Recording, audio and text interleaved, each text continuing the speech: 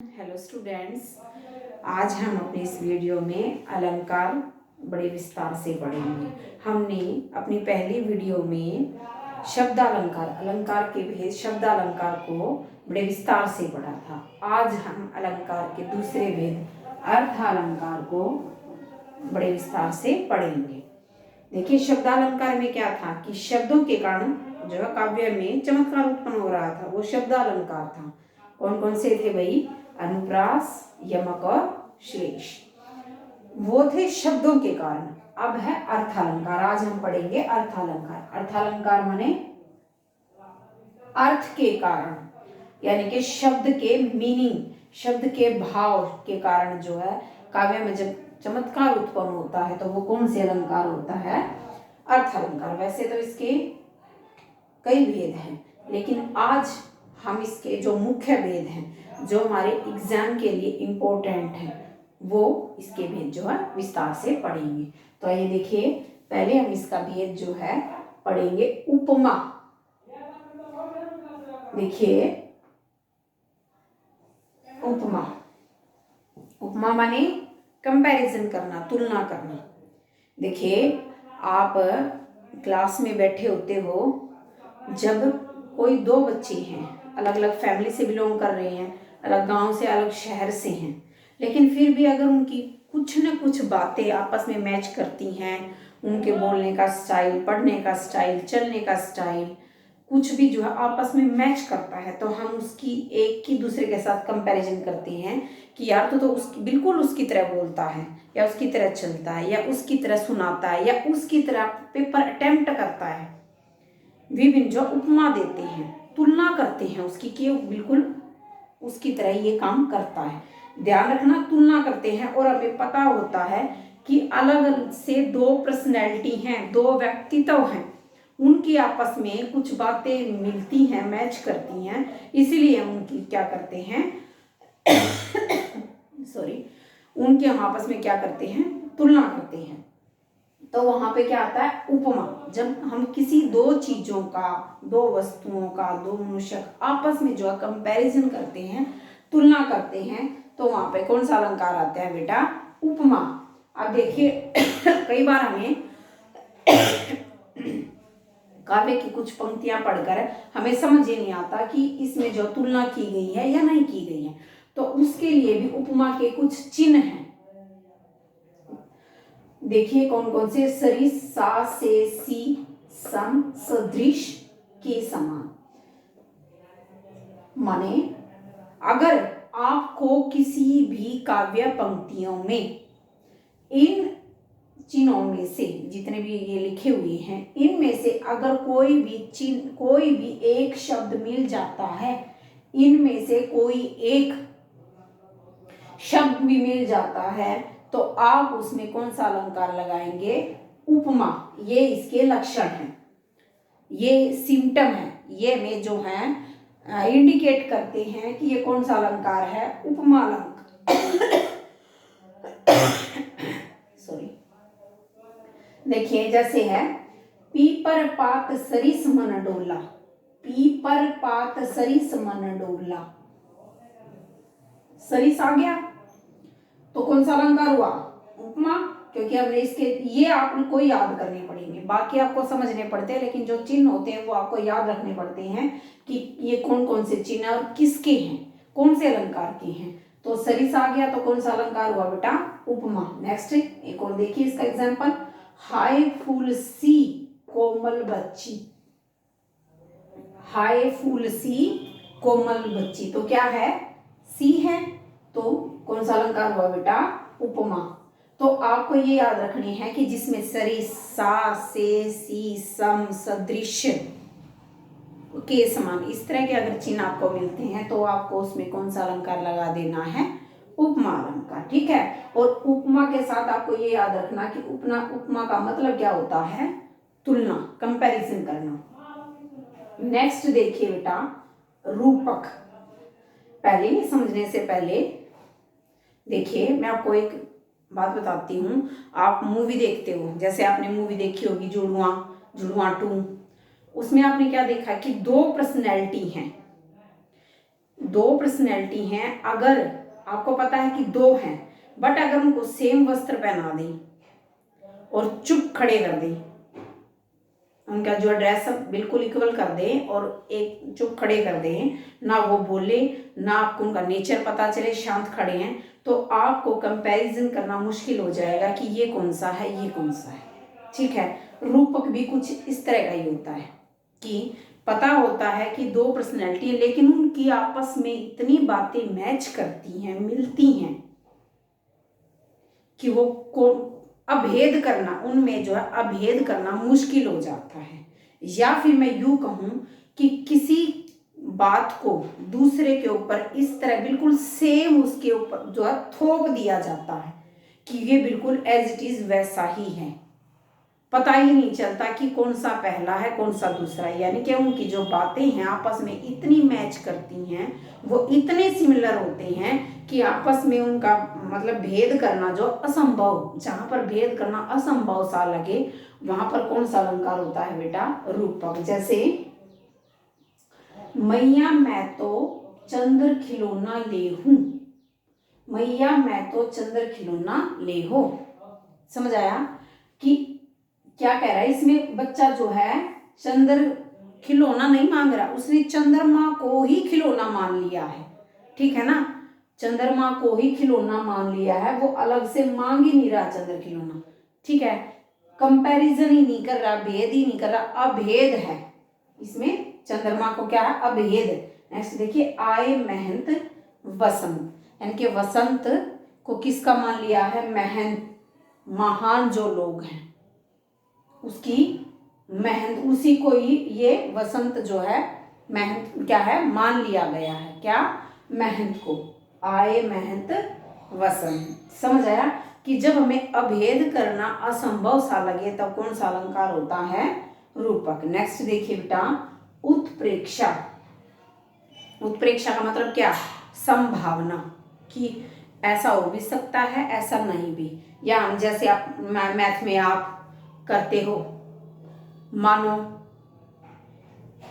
आप करते हो ना, उदाहरण लेते हो एक्स, मानो एक्स वाई, ऐसे कुछ एग्जाम्पल आप ले लेते हो, मान लेते हो, माने वही होता है उत्प्रेक्षा। यानी कि जब हम सिम्टम देखकर कुछ चीजों का अंदाजा लगा लेते हैं कि ऐसा ही होगा, बादल छाए हुए हैं तो बारिश होगी, संभावना है, श्योर नहीं। जहां हम बिल्कुल श्योर नहीं होते, हमें केवल अंदाजा होता है कि ऐसा होगा, हमें केवल संभावना प्रकट करते हैं कि ऐसा होगा। जहां पर संभावना होगी वहां पर कौन सा अलंकार होगा, उत्प्रेक्षा। तो उत्प्रेक्षा संभावना। जैसे अब जैसे उपमा में भी कुछ चिन्ह दिए हुए थे, ऐसे ही जो है उत्प्रेक्षा के भी कई चिन्ह हैं जो आपको याद रखने हैं। माने अगर ये चिन्ह आपके एग्जाम में किसी भी काव्य की पंक्तियों में आ जाते हैं तो आप उसमें कौन सा अलंकार लगा दोगे बेटा, उत्प्रेक्षा। ये चिन्ह कौन कौन से हैं, मनु मानो मनु, मनु मानो मनहु, जनु जानो जनहु, मनु मानो मनहु, जनु जानो जनहु। अगर ये एग्जाम, ये इनमें से कोई भी एक उदाहरण, कोई भी एक उदाहरण अगर किसी भी पंक्ति में आपको मिल जाता है तो आप उसमें कौन सा अलंकार लगा दोगे बेटा, उत्प्रेक्षा। आपको ये याद रखने हैं, ये याद रखने हैं कि ये उपमा के हैं और ये किसके हैं, उत्प्रेक्षा की हैं। अब देखिए एग्जाम्पल, उस काल मारे क्रोध के तनु कांपने उनका लगा, मानो हवा के जोर से सोता हुआ सागर जगा। क्या आ गया, मानो। ठीक है ना, मानो। तो मानो में कौन सा अलंकार है, उत्प्रेक्षा। तो समझ आया।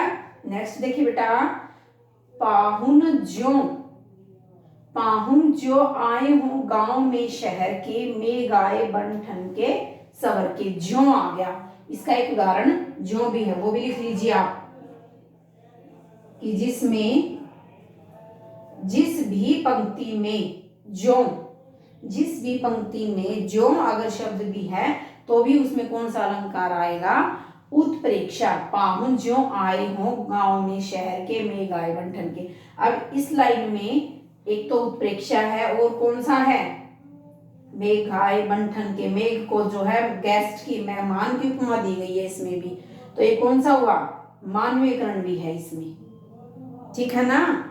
जब जड़ चीजों को किसकी संज्ञा दी जाती है, मनुष्य के साथ जो उसकी तुलना की जाती है या उसका कंपैरिजन किया जाता है, ठीक है ना, तो उसमें भी कौन सा उपमा दी जाती है, तो उसमें कौन सा अलंकार होता है, मानवीयकरण। तो इसमें दोनों है, कौन सा, अगर जो है, जो अगर आप लगाना चाहो जो के अकॉर्डिंग तो उत्प्रेक्षा, और वैसे मानवीयकरण। अगर एग्जामिनर वैसे तो दोनों देगा ही नहीं, अगर ये पंक्तियां देगा और 4 ऑप्शन आपको देगा, या तो उत्प्रेक्षा देगा या मानवीयकरण, अगर दोनों दे देता है तो आप कोई सा भी लगा सकते हो, जो उत्प्रेक्षा लगा सकते हो, मानवीयकरण। वैसे अगर अकेला ये आए, मेघ आए बंठन के, तो आपको कौन सा लगाना है, मानवीयकरण, ठीक है, समझ आया। उत्प्रेक्षा माने संभावना। नेक्स्ट देखिए बेटा, मानवीयकरण। नेक्स्ट देखिए बेटा कौन सा है, मानवीयकरण, समझ आया।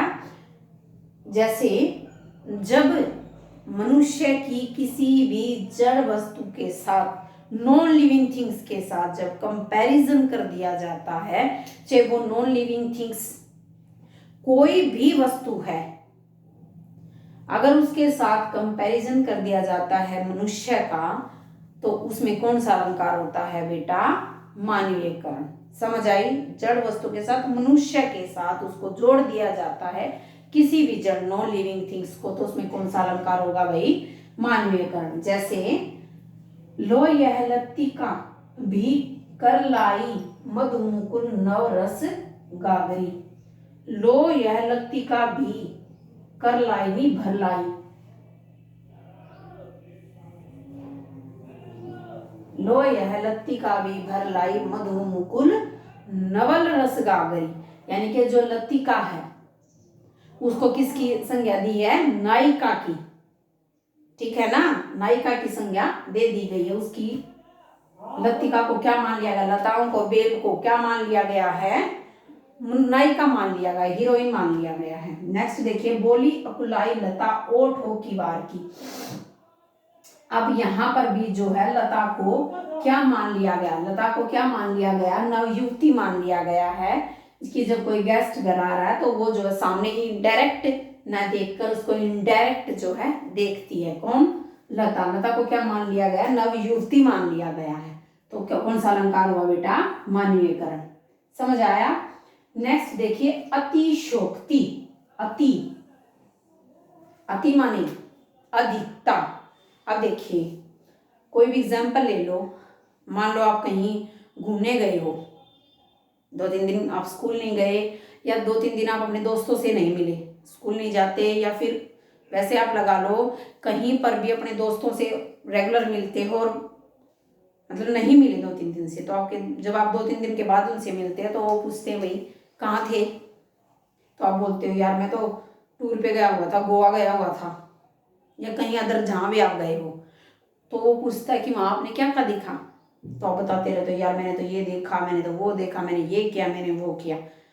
कुछ टाइम तक वो दोस्त आपकी सुनता रहेगा बड़े ध्यान से, फिर आप उसको लगेगा कि यार ये तो पका रहा है, माने कि आप उस बात को, आपने जो चीजें देखी हैं 60% और आप उसको 160 बना के बोल रहे हो या बढ़ा चढ़ा के बोल रहे हो, तो वो इंडिकेट हो जाता है अपने आप ही कि यार ये तो फेंक रहा है, ऐਵੇਂ ही बोल रहा है। तो वहां पे जब हम किसी भी बात को किसी ओरिजिनल वास्तविकता में जब हम कल्पना को बहुत अधिक समावेश, कल्पना का बहुत अधिक समावेश कर देते हैं या किसी बात को बहुत बढ़ा चढ़ा के कहते हैं, तो वहां पर कौन सा अलंकार होता है, अतिशयोक्ति। वो अपने आप ही वो इतनी बात आप बढ़ा चढ़ाकर उसमें कह देते हो या बोल देते हो, अलग से वो शो हो जाता है कि इसमें जो बात कही गई है या तो असंभव आपको लगेगी, या तो असंभव, ऐसा तो हो ही नहीं सकता, या फिर आपको लगेगा कि भाई ये बात जो है बढ़ा चढ़ा कर कह रहा है, रियलिटी कुछ और ही है। तो वहां पर कौन सा अलंकार आएगा, अतिशयोक्ति। जैसे देख लो साकेत नगरी है यही, स्वर्ग से मिलने गगन में जा रही। देख लो साकेत नगरी है यही, स्वर्ग से मिलने गगन में जा रही। मैंने साकेत नगरी को की ऊंचाई को इतनी बढ़ा चढ़ा के बोल दिया कि वो ऐसा लग रहा है मानो वो गगन को बिल्कुल छू रही है, ठीक है, तो बढ़ा चढ़ाकर बोल रहा है, तो इसमें कौन सा अलंकार हुआ बेटा, अतिशयोक्ति। समझ आया कि जब हम किसी चीज को बढ़ा चढ़ाकर बोलते हैं, वास्तविकता से बिल्कुल परे ले जाते हैं, कल्पना लोक में ले जाते हैं, तो वहां पर कौन सा अलंकार होता है, अतिशयोक्ति। ठीक है, ये तो थे ये सारे जो है पांचों अर्थालंकार के वेद। एक अन्य वेद है, वैसे इतना इंपॉर्टेंट नहीं है लेकिन फिर भी चलो कर लेते हैं। अन्योक्ति।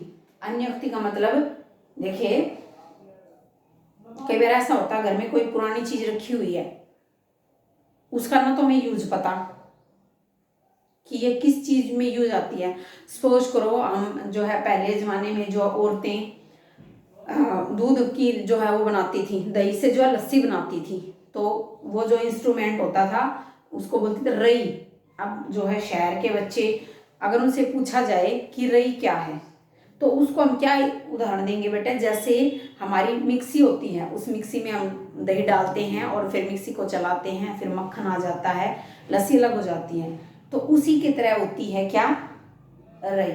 तो हमने एग्जाम्पल दिया, यानी कि जब हमें कोई भी बात किसी को समझा रहे हैं और दूसरी उक्ति के द्वारा उसको कोई बात जो है समझाई जा रही है, तो उसको क्या बोलते हैं, अन्योक्ति। यानी कि दूसरी उक्ति के द्वारा, दूसरा एग्जाम्पल देकर हम जब अपनी बात को स्पष्ट करते हैं, तो वो कौन सा अलंकार हो गया बेटा, अन्योक्ति। जैसे माली आवत देख करी, माली आवत देख करी कलियां करी पुकार, फूली फूली चुनी लई काल हमारी बार।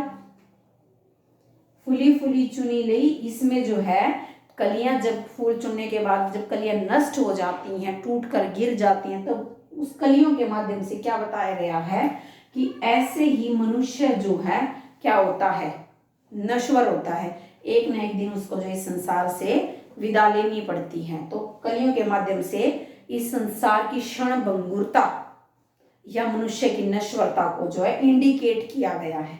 समझ आई? तो वहां पर कौन सा अलंकार हो गया बेटा, अन्योक्ति अलंकार। तो हमने आज क्या पढ़ा, उपमा। उपमा तुलना, तुलना उपमा के कुछ चिन्ह दिए हुए हैं, सा जैसे सरिसा से सम सदृश के समान, ठीक है, जहां पर ये चिन्ह आ जाएंगे वहां पर कौन सा अलंकार होगा बेटा, उपमा। दूसरा क्या है, रूपक। रूपक माने अभेद, जब हमें कंपेरिजन करना मुश्किल हो जाए कि दो में से दोनों एक ही चीज है, या बड़ी कौन सी है, छोटी कौन सी है, या पहली कौन सी है, दूसरी कौन सी है, तो उसमें जब भेद करना मुश्किल हो जाए, एक ही लगे वो चीज, तो वो कौन सी होती है, रूपक। लेकिन दोनों चीजें, ये ध्यान रखना है कि दोनों चीजें अलग अलग होती हैं, वहां पर कौन सा अलंकार होता है, रूपक। समझ आया?